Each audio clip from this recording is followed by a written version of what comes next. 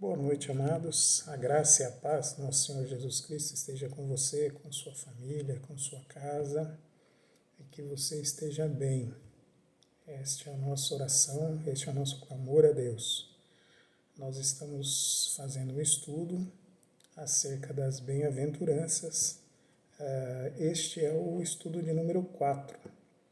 Nós fizemos um resumo, estudamos o 1, o 2 e o 3 presencialmente.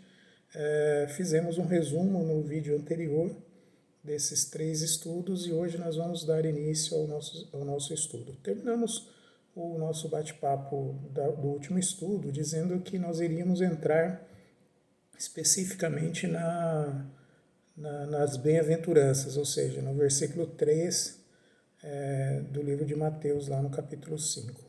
E falamos que talvez nós conversássemos um pouco mais sobre o bosque. Os irmãos, talvez que estão vendo esse vídeo não entendam, eu peço que volte o resumo lá para a gente entender um pouquinho melhor sobre o que é o bosque.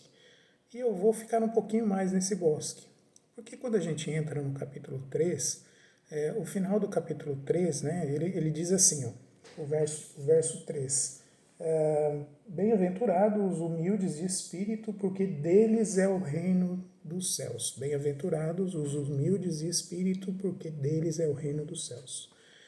E aí me surgiu uma dúvida, e talvez tenha surgido em você quando você lê esse versículo, é a definição do reino de Deus. Então, se eu não entender efetivamente o que é o reino de Deus, ou seja, o bosque, eu não vou entender o que vem anterior a isso, não é? Então, o desafio hoje é a gente tentar começar a falar sobre o reino de Deus. E aí eu vou me ater, talvez, em alguns estudos, porque, conforme combinado, nós vamos fazer vídeos rápidos, para não ficar muito cansativo. E às vezes pode ser que a gente fique um pouco mais aí sobre o reino de Deus. E aí a minha pergunta para você é o seguinte: o que você entende sobre o reino de Deus? Vou fazer no vídeo seguinte, ou no próximo, no capítulo 5, uma definição de algumas pessoas acerca do reino de Deus. Eu vou questioná-los e aí vou colocar algumas definições ou alguns entendimentos de alguns estudiosos da Bíblia para a gente poder conversar lá no 6, daí, tá bom? Eu só queria pincelar algumas coisas para você. O que você entende? Qual que é o seu entendimento acerca do reino de Deus? O reino de Deus, eu vou dar algumas definições e aí você pensa ao longo dessa semana.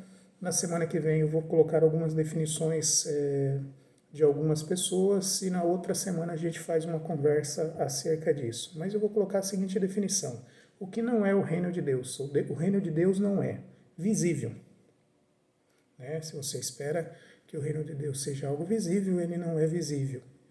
Lucas 17, 20 e 21, ele fala: interrogado pelos fariseus sobre quando viria o reino de Deus, Jesus lhes respondeu: não vem o reino de Deus com visível aparência, nem dirão, ele aqui ou ele lá, ou lá está, porque o reino de Deus está dentro de vós. Ele não é, por exemplo, do mundo. João 18,36 diz: respondeu-lhe Jesus: o meu reino não é deste mundo. Se o meu reino fosse deste mundo, os meus ministros se empenhariam por mim, para que não fosse eu entregue aos judeus. Mas agora o meu reino não é daqui. Amados, eu estou lendo numa tradução diferente da que a gente está habituado a ler. Tá? Então você faça a revisão aí na linguagem que você está acostumado. O que não é o reino de Deus também, ele não é dividido. Mateus 3,24 diz que se um reino estiver dividido contra si mesmo, tal reino não pode subsistir. Tá certo? Ele não é de palavras. 1 Coríntios 4,20 diz: porque o reino de Deus consiste não em palavras, mas em poder. Não é comida e nem bebida, porque o reino de Deus, lá em Romanos 14,17, diz: porque o reino de Deus não é comida nem bebida, mas justiça e paz e alegria no Espírito Santo. Algumas definições do que é efetivamente o reino de Deus. O reino de Deus é misterioso, porque Mateus 13,11 diz assim: ao que respondeu, porque a vós outros é dado conhecer os mistérios do reino de Deus, mas aqueles que não lhes isso concedido. E Marcos diz também, eles lhe respondeu, a vós outros vos é dado conhecer o mistério do reino de Deus, mas aos de fora tudo se ensina por meio de parábolas. O reino de Deus é libertador. Lucas 11:20 diz, se porém eu expulso os demônios pelo dedo de Deus, certamente é chegado o reino de Deus sobre vós. É um novo tempo. Lucas 16:16, a lei e os profetas vigoraram até João.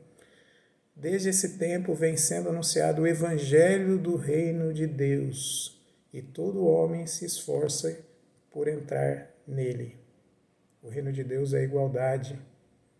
Mateus 11:11 diz, em verdade vos digo, entre os nascidos de mulher, ninguém apareceu maior do que João Batista, mas o menor do reino dos céus é maior do que ele. Ele é eterno.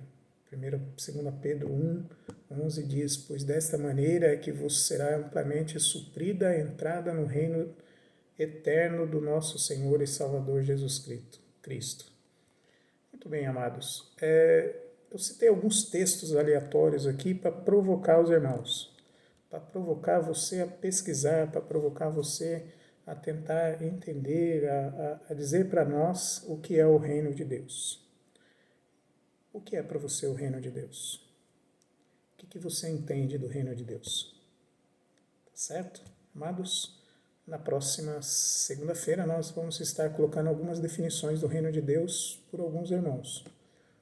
E aí, se você quiser me passar o seu pensamento acerca do que é o reino de Deus, me envie pelo WhatsApp e eu vou estar lendo também. Tá certo? Vamos orar?